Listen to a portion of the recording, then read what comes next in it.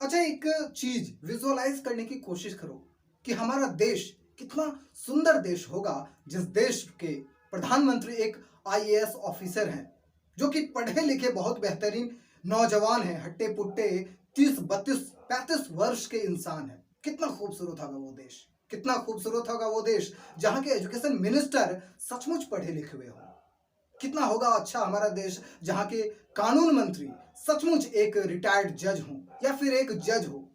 कितना खूबसूरत होगा हमारा देश जब रक्षा मंत्री सचमुच एक सैनिक हो। कितना अच्छा होगा हमारा देश जाके विदेश मंत्री एक पढ़ा लिखा आईएफएस ऑफिसर हो।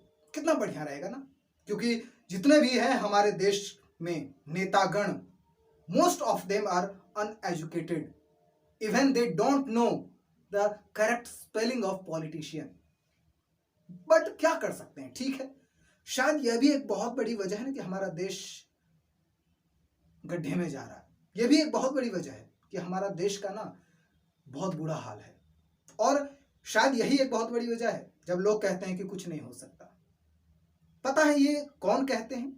जो युवा हैं, क्योंकि युवा जो है ना इन सब चीजों के बारे में नहीं, लड़कियों के बारे में सोच रहे हैं, नशा के बारे में सोच रहे हैं कि आज कौन सा पिया जाए, रम रहेगा या विस्की। किसमें धूत है? बेफिजूल की बाइक राइडिंग में, स्टाइलिश में, मॉडलिंग में, जिम में बॉडी बना रहे हैं। यूजलेस।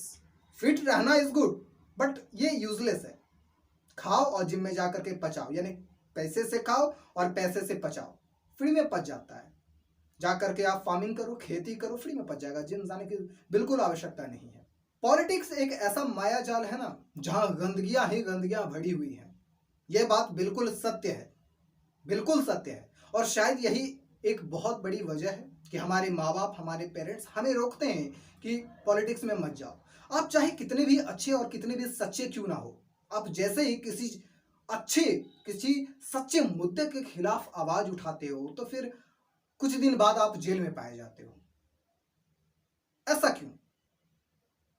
ये बातें तो गलत हैं। शायद यही एक बहुत बड़ी वजह है कि हमारे पेरेंट्स हमें रोकते हैं।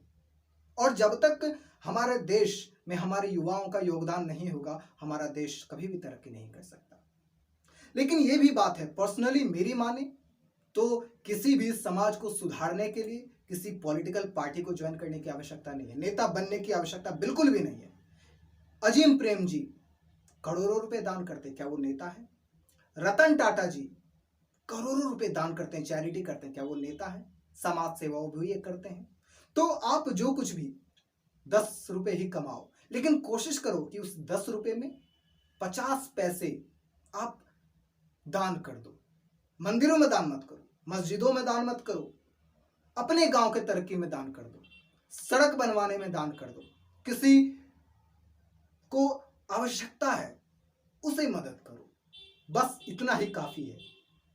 यदि दुनिया का हर एक इंसान किसी एक इंसान को भी मदद करे ना, तो गरीबी, बेरोजगारी, ये सब जैसी जो समस्या है वो समस्या नहीं होंगी। युवाओं को पॉलिटिक्स में बढ़ चढ़ कर हिस्सा जरूर लेना चाहिए, लेकिन यदि आप नहीं लेना चाहते, यह आपका पर्सनल चॉइस है, आप नहीं लो। लेकिन कोशिश करो कि घर बैठे ही हम 2 लोगों की भी सहायता कर पाए तो इनफ है, हो गया हमारा समाज सेवा। हमें पूरा देश नहीं सुधारना, क्योंकि जितने लोग देश सुधारने आए सिर्फ उन्होंने अपना जीवन सुधारा, देश की वही हालत है। समझ रहे हो ना?